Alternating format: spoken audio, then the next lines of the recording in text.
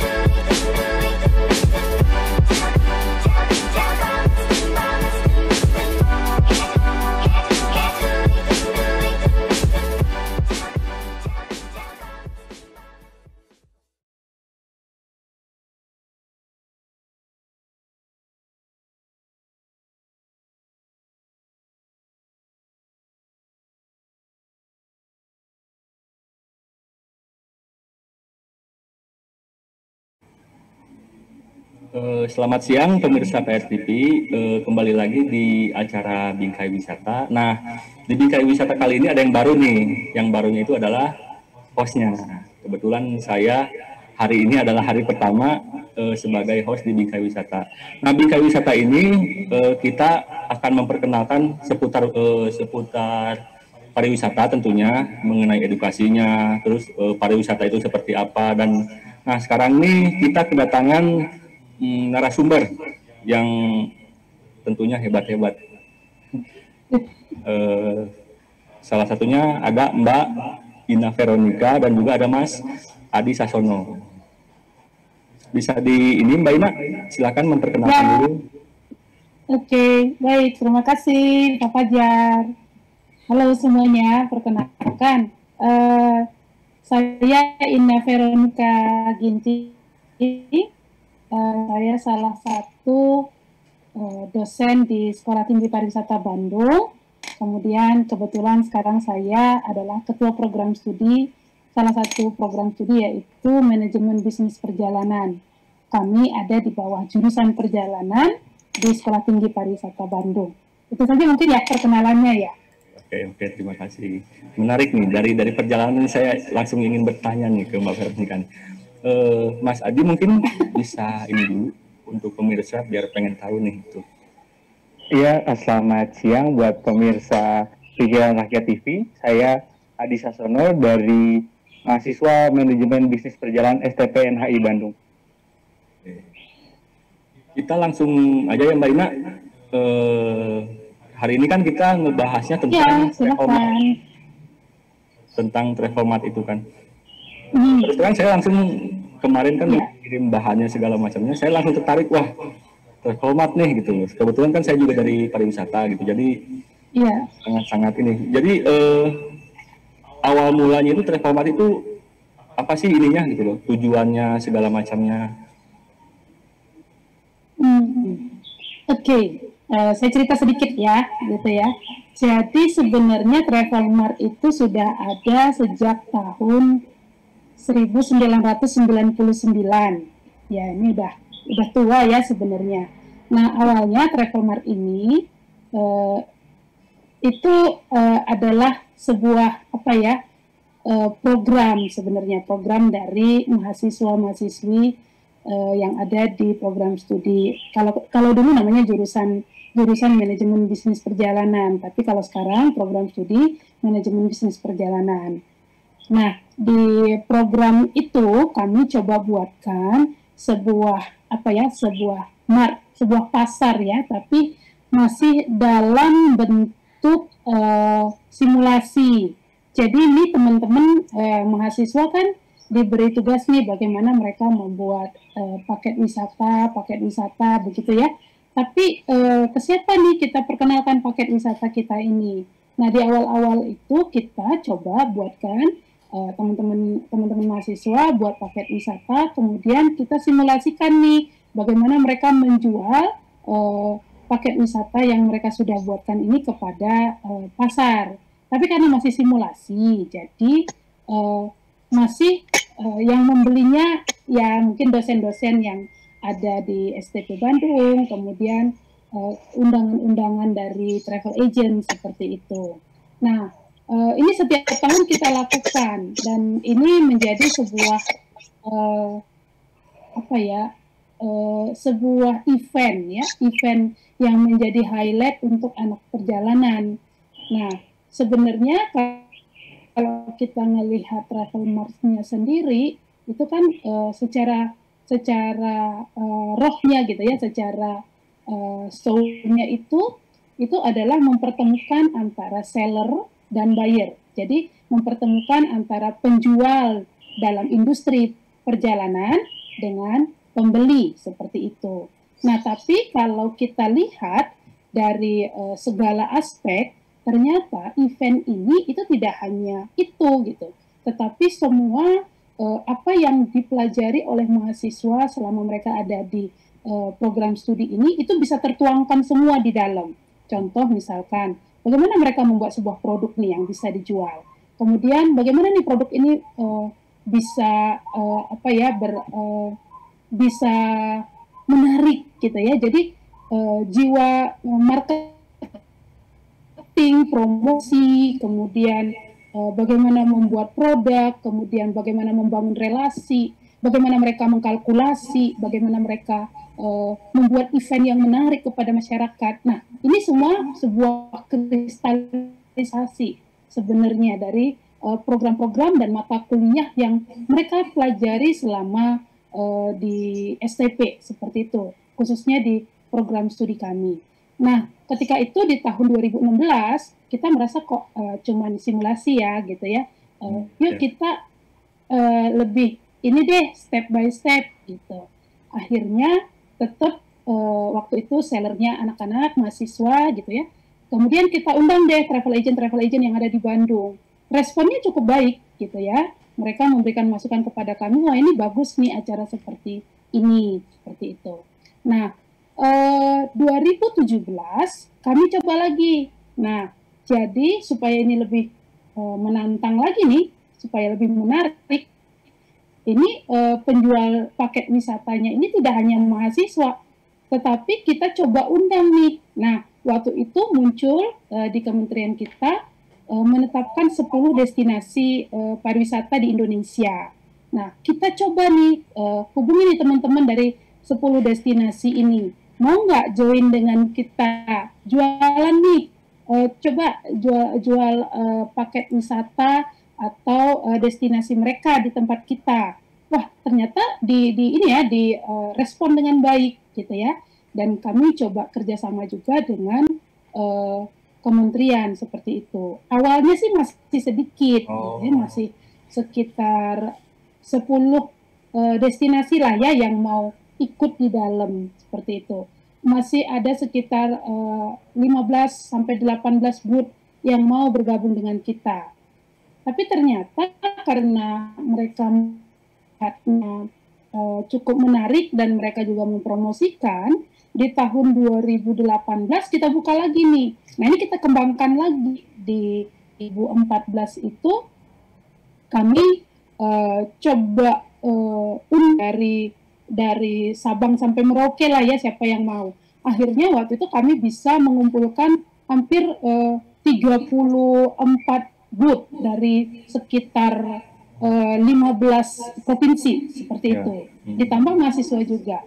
Nah, kita juga mencari pembelinya ini dari travel-travel yang ada di Indonesia semua.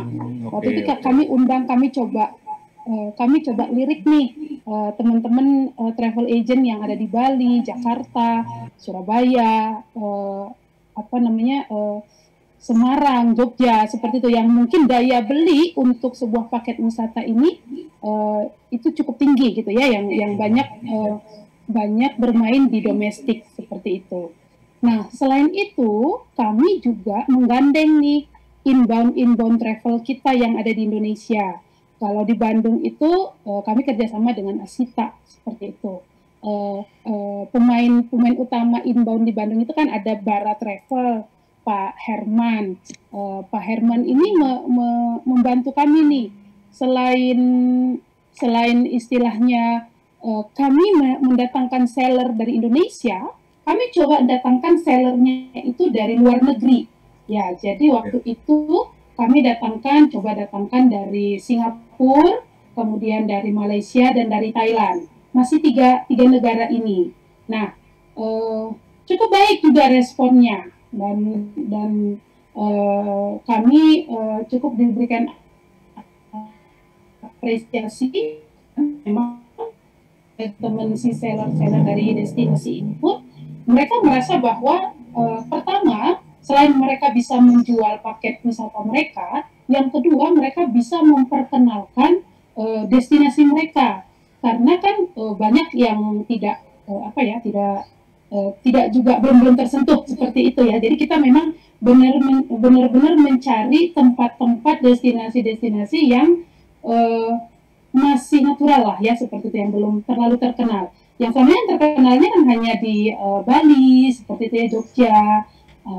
Jadi kita cari di Derawan, Morotai, seperti itu, Sumba, Flores, Raja Ampat, bahkan itu kita ajak semua gitu.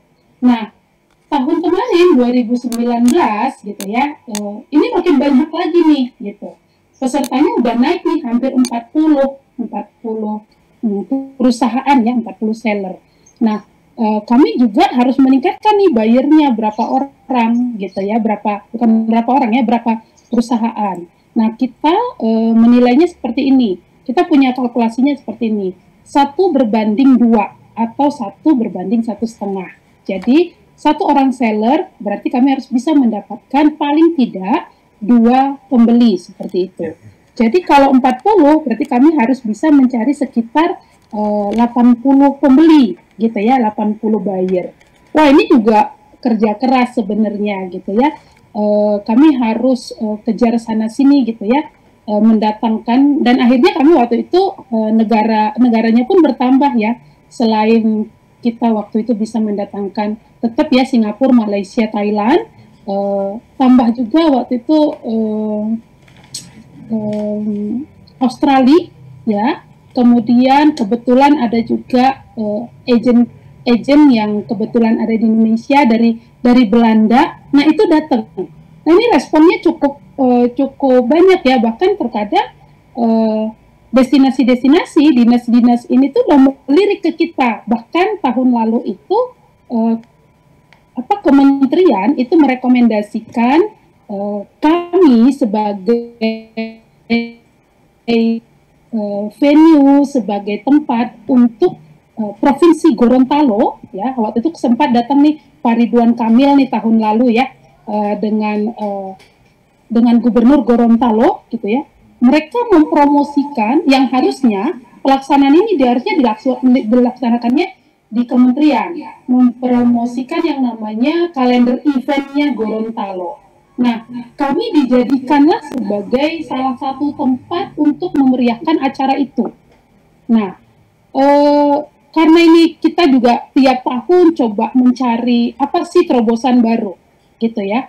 Kalau sebelum-sebelumnya nih, kami memang ya masih mempertemukan dengan booth ke booth seperti itu ya. Kemudian ya biasalah acara-acaranya kita buat semenarik mungkin, mengundang artis-artis gitu ya. Artisnya artinya di sini yang bisa menarik biasanya seperti apa ya Mas Adia tahun lalu tuh siapa ya, saya lupa ya, artis jejak petualang seperti itu ya, yang memang mereka tahun lalu itu kita undang dari mana ya, dulu saya lupa nih. Nah, ini tahun kemarin kita coba nih, kami sempat ditantang ya, tahun 2018 itu kita ditantang nih sama salah satu staf ahli kementerian nih gitu. Nah katanya, nih kamu bisa nggak bergerak ke digital seperti itu ya gitu. Waduh, gimana ya caranya ya travel mart yang digital itu gimana ya caranya gitu ya. Dengan segala keterbatasan kita gitu ya, dengan segala keterbatasan sumber daya, biaya dan lain-lain seperti itu, kami coba nih berkolaborasi dengan salah satu perusahaan digital seperti itu. Namanya nggak apa-apa ya saya sebut ya, namanya Frontier ya, dan mereka itu base-nya sebenarnya ada di Singapura. Nah kami teman-teman ini awalnya dibuatlah dalam bentuk registrasi secara digital. Jadi siapapun yang datang ke Travel Mart tahun lalu itu mereka harus sudah punya barcode. Ketika mereka sudah punya barcode, kemudian kita scan, baru boleh mereka masuk ke dalam acara kita seperti itu. Nah ternyata kelihatannya simple ya gitu, tetapi perlu big data yang harus kita aplikasikan di dalam. Kemudian teman-teman ini juga, ya mungkin teman-teman milenial seperti teman-teman yang ada di sini tuh mungkin tidak terlalu susah ya gitu, tetapi perlu juga pembelajaran. Jadi kita mindsetnya harus dibalik ke dalam bentuk digital. Nah selain itu kami juga menggunakan, ya biasanya kami layarnya cuma spanduk seperti itu ya Mas Adi ya. Ya seperti itulah ya, backdrop dan lain-lainnya. Ini kami coba nih dalam bentuk yang lebih digital lagi, gitu. Nah, tahun ini nih Mas, gitu ya, tahun ini belum sempat kami laksanain, kena pandemi, gitu. Nah ini kan makin seru nih, tapi kita harus jeda dulu, ada iklan dulu yang mau lewat. Jadi buat sobat PRTV, pantengin terus acara Bingkai Wisata ini karena ini serius menarik banget gitu. Jadi pantengin terus berita PRTV, kita iklan dulu.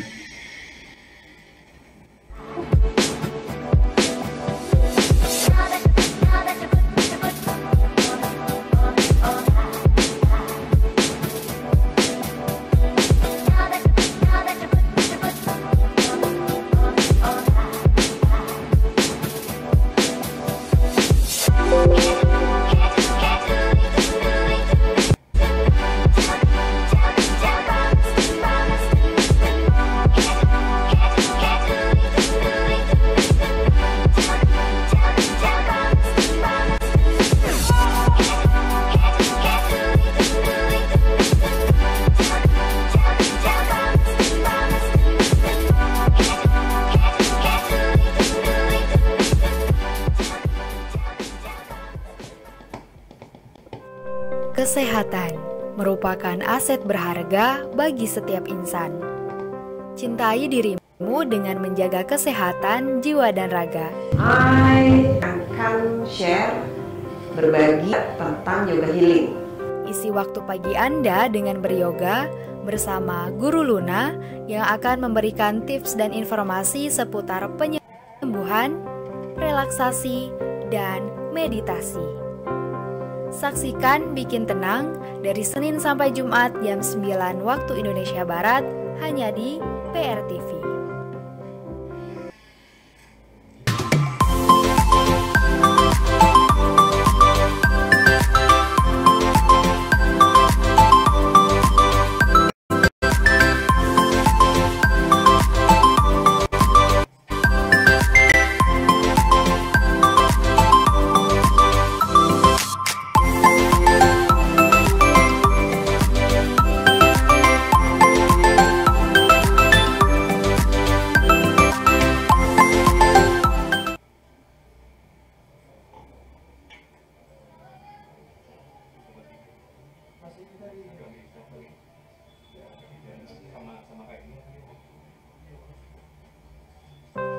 Kesehatan merupakan aset berharga bagi setiap insan. Cintai dirimu dengan menjaga kesehatan jiwa dan raga. I akan share, berbagi tentang yoga healing. Isi waktu pagi Anda dengan beryoga bersama Guru Luna yang akan memberikan tips dan informasi seputar penyembuhan, relaksasi, dan meditasi. Saksikan Bikin Tenang dari Senin sampai Jumat jam 9 waktu Indonesia Barat hanya di PRTV. Kesehatan merupakan aset berharga bagi setiap individu.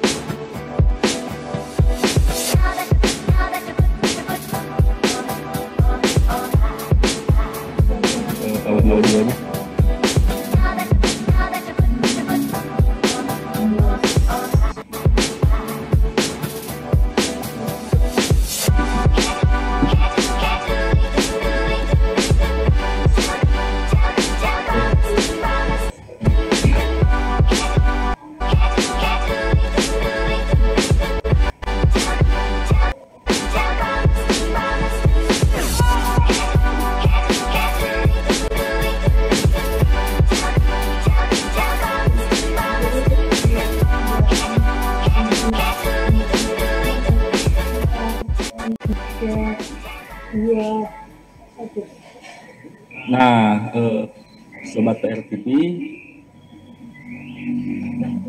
PRTV kembali lagi di acara Bingkai Wisata. Tadi kan kita udah ngobrol-ngobrol nih sama Mbak Ina, sempat juga terpotong kan karena iklan. Nah, sekarang saya pengen ini nih ke Mas Adi. Tadi kan Mbak Ina sempat bilang untuk tahun 2020 ini nih. Ini kan masih belum ini. Sekarang kan lagi musimnya pandemi gitu kan. Nah, untuk pemirsa PRTV, jadi apalagi yang udah mulai ini ya, mungkin udah mulai wisata, membuka paket wisata. Nah, jadi tipsnya gitu loh, apa sih yang harus mereka lakukan? Dan kalau untuk orang yang ingin mulai merintis, tapi karena terhalang oleh COVID, apa sih ininya gitu, solusinya? Apakah ya udah tahan dulu, atau ya udah jalanin aja dulu, nanti juga ada momen-momen yang bisa kita manfaatkan untuk berwisata gitu. Dari saya, untuk semua yang ingin berwisata, mungkin saya bisa bilang untuk saat ini untuk agak ditahan dulu sedikit, karena kita semua tahu kalau pandemi ini sangat menyulitkan sebagian besar orang, apalagi kita yang bergerak di bidang pariwisata itu sangat disulitkan ya dengan adanya pandemi ini. Dari saya untuk ditahan dulu mungkin sebentar, dan kalau memang membaik ke depannya, tetap jaga protokol. Yang penting adalah tetap jaga protokol bagi semuanya. Dan untuk yang ingin usaha, saya bisa menyarankan untuk memulai dengan cara yang akan kami lakukan dari Travel Mart ini, yaitu dengan membuka marketplace digital untuk ke depannya. Karena di masa pandemi ini, digital sangat menjanjikan, dengan tanpa ada sentuhan dengan orang lain dan dapat diakses di seluruh dunia. Jadi menurut saya marketplace digital adalah salah satu hal yang akan membuat pariwisata ini semakin bangkit. Dari Mbak Ina mungkin mau menambahkan? Ya, benar ya, kalau kita bicara mengenai bagaimana industri pariwisata saat ini, ya memang kita yang paling terpuruk ya. Tetapi kalau kita bicara dengan teman-teman pemainnya ya, gitu, dengan teman-teman industri travel gitu ya, tidak ada salahnya sih saat ini mereka memang sedang dalam apa ya, kita menyebutnya belum beroperasi dulu, karena memang belum ada orang yang jalan-jalan, intinya seperti itu ya gitu.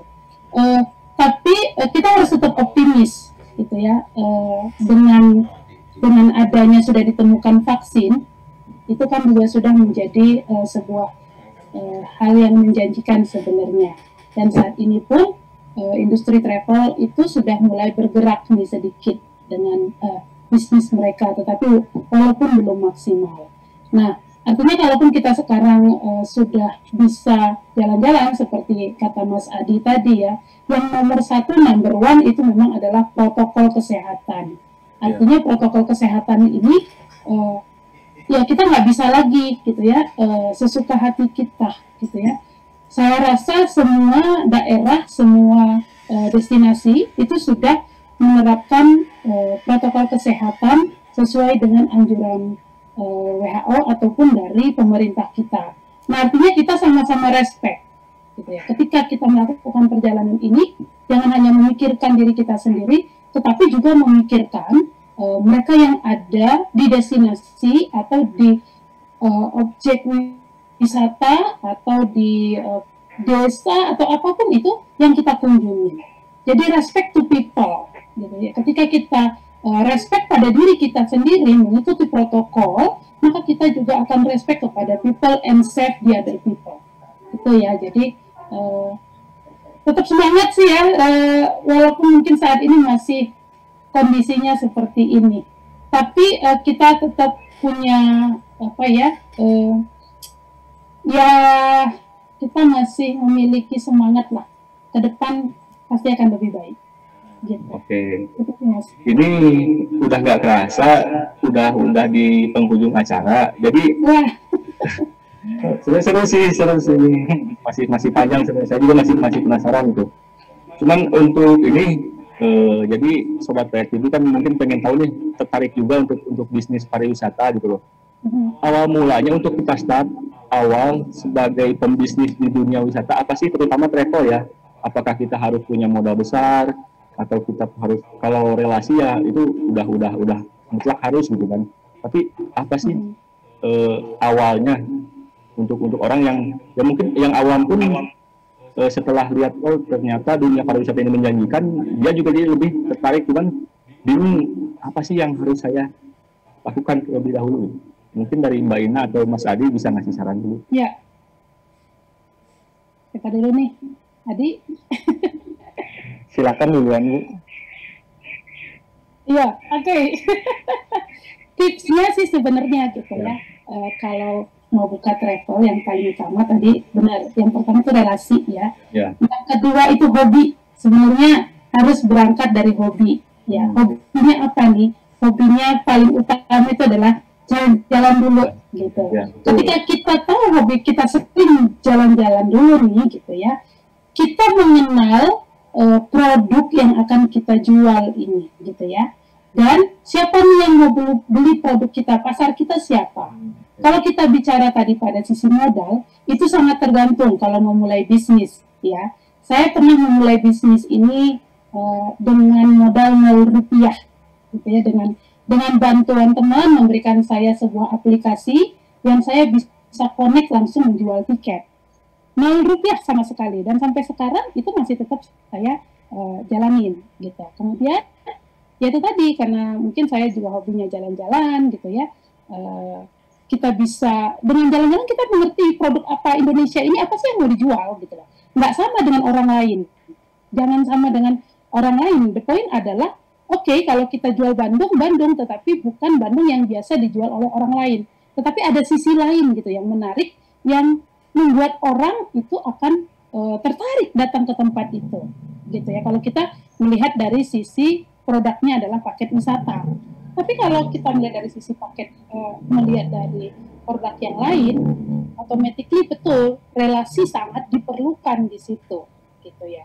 Kalau kita bicara modal pasti akan mengikuti lah, gitu. Jadi tidak perlu takut, gitu ya. Dan ini juga sudah dibuktikan oleh teman-teman yang lulus dari MBP. Ada kok beberapa bahkan yang mereka nggak punya modal sekarang sudah memiliki travel sendiri, bahkan sudah banyak sekali ya staffnya itu bisa 10-15 orang gitu. Jadi memang mereka mulai dari sangat-sangat nol. Tapi the point adalah passion ya gitu. Itu sih Pak Fajar, tips yang paling simple gitu. Oke, dari Mas Adi mungkin mau menambahkan sedikit. Iya, kalau dari saya lebih ke sisi mungkin anak muda ya. Jadi untuk relasi benar sangat perlu, dan untuk modal sendiri kita bisa pergunakan digitalisasi yang ada sekarang. Seperti contoh Instagram atau Facebook dan sosial media yang lainnya, itu bisa menjadi modal kita sebenarnya untuk memulai bisnis kita sendiri. Seperti contoh, saya juga punya beberapa teman yang hanya memulai dari Instagram, tetapi sekarang sudah lumayan besar. Jadi untuk modal sendiri itu untuk zaman sekarang ini sepertinya sudah bisa diperkecil untuk tingkat modalnya sendiri. Dan dari sisi saya pribadi mungkin mencoba untuk agak idealis juga perlu ya mungkin, karena saya percaya bisa mengikuti pasar itu baik, tapi pasti ada orang juga yang membuat pasar itu sendiri. Maka dari itu kenapa kita tidak coba buat pasar sendiri, lalu banyak orang yang akan mengikuti kita gitu sih. Nggak kerasa juga ya, ini kita udah di penghujung acara. Sebenarnya sih ini nggak akan selesai kalau untuk dibahas gitu kan. Masih banyak hal yang saya juga penasaran sebenarnya, cuman ya karena waktu juga kan yang mengakhiri semua ini gitu. Jadi pada intinya kalau untuk orang yang ingin memulai bisnis pariwisata, nggak mesti awal mulanya kita dari dunia pariwisata. Dari awal hobinya pun, kalau misalkan kita sering suka traveling, itu sebenarnya bisa menjadi cikal bakal untuk kita mendapatkan feedback dari apa yang kita lakukan gitu loh. Jadi daripada kita terus liburan tapi kita tidak bisa memanfaatkan momen itu, ya sia-sia juga gitu kan. Jadi untuk sobat PSDP nih, untuk orang-orang yang ingin merintis bisnis pariwisata, jadi nggak mesti harus ya bagusnya ngambil bisnis travel ya kalau kita bisnis kalau kita bisnis pariwisata nih gede ya, kalau mau bikin hotel ya mau tidak mau harus ada modal ya. Betul sorry terlalu luas ya Bu untuk bisnis terlalu luas. Bisnis travel, jadi baiknya kita mempunyai ilmu dulu, tapi meskipun kita tidak mempunyai ilmu di bisnis travel itu ya nggak ada salahnya untuk kita mencoba gitu loh. Untuk Sobat PTV, akhirnya kita udah selesai juga di Bingkai Wisata hari ini. Terima kasih untuk Bu Ina dan juga Mas Adi. Mohon maaf apabila ada kesalahan. Sampai jumpa di Bingkai Wisata minggu depan. Terima kasih. Terima kasih Mbak Ina, Mas Adi. Sampai jumpa. Selamat sore.